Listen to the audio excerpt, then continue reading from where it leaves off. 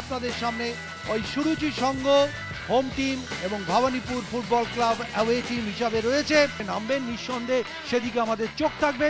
আজকে রেফারি বিমলেন্দু মণ্ডল, তার সঙ্গে শুভঙ্কর রায় রয়েছেন এবং সঞ্জয় রায় রয়েছেন। ইস্ট বেঙ্গল মোহামেডানের ম্যাচ দেখেছি, খুব ভালো ম্যাচ হয়েছে।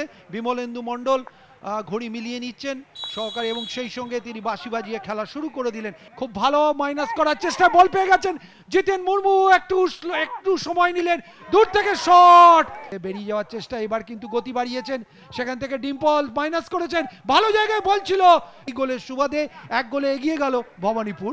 জিতেনের বলটা অসাধারণ ছিল, এবং দেখুন সবথেকে বড় কথা, ছাংতে বলটা গোলের দিকে মারতে গিয়ে এই ট্র্যাপটা ইনসাইড করেছে। এবং যদি ধরেন পেছন থেকে বলছিলাম না, এই জোজো বলে ছেলেটির মধ্যে একটা ছটফটানি আছে, দেখুন টাইমিং অফ রানিংটা কিন্তু খুব ভালো রান করেছে। এবং আমি বলবো, জানি না আমি এটা জেনে করেছেন কিনা, যদি তারা পেয়ে যেত তাহলে তাদের একটা বের হয়ে যেতে পারতো। আবার একটা গোলের সুযোগ, গোল হতে পারে, দেখা যাক। গোলে গোলরক্ষক নেই এবং এখান থেকে গোল করলেন, এবং আমি এই ক্ষেত্রে রাস্তাটা খুললো ছাংতে এবং জোজোর যুগলবন্দি। চমৎকার 1-1 দেখে দেখুন, ওয়েট করে প্লেসমেন্ট। এই জোজো ছেলেটির মধ্যে যথেষ্ট বুদ্ধিদীপ্ত মাথা আছে, এবং দেখুন ঠান্ডা মাথায় প্লেসমেন্টটা করলো। বলটাও দিয়েছিল আপনার ছাংতে দেখে নিয়েছে, এবার ও ভালো ট্র্যাপ করেছে, দেখুন অসাধারণ। দেখার পর গোলকিপার বেরিয়ে এসেছিল, তার বাঁ দিকটা খালি ছিল, ডান দিকটা খালি ছিল।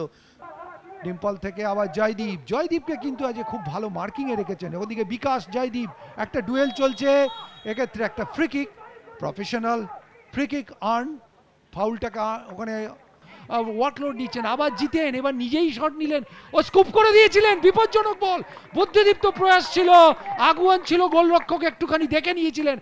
শেষ পর্যন্ত প্রিয়ান সিং, খুব ভালো ডিফেন্ডিং, আত্মবিশ্বাসী লাগছে। দেখো কতগুলো পাস খেললো ওরা ডিফেন্সের মধ্যে। এবং সেই সঙ্গে সঙ্গে দ্বিতীয়ার্ধের খেলা শুরু হয়ে গেল। আক্রমণে আসার চেষ্টায় ভবানীপুর, ডাউন দ্য মিডিল আক্রমণ, সেখান থেকে খুব ভালো ডান দিকে বল, সেন্টার আসবে এবং গোল।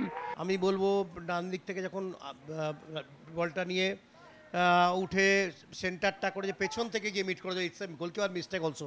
এটা গোলকিপারেরও কিন্তু হাতে বগলের তলা দিয়ে গেছে। এই ধরনের মিস্টেক কিন্তু এই ধরনের হাড্ডাহাড্ডি ম্যাচে করলে তার থেকে টিম কিন্তু অনেকটাই আশা করে। এটা কিন্তু it's a mistake, total mistake of goalkeeper.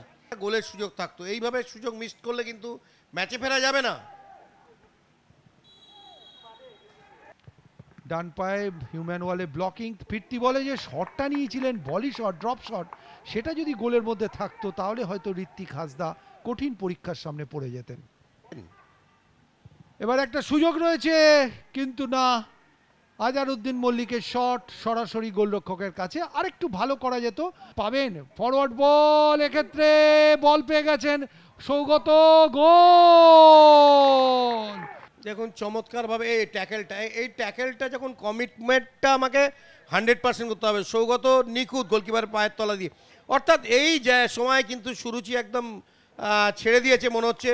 এবং যে গোলটা খেলো, ডিফেন্সের ব্যর্থতা বলবো আমি, গোলকিপার্স মিস্টেক, 1:1 শট হতেই পারে।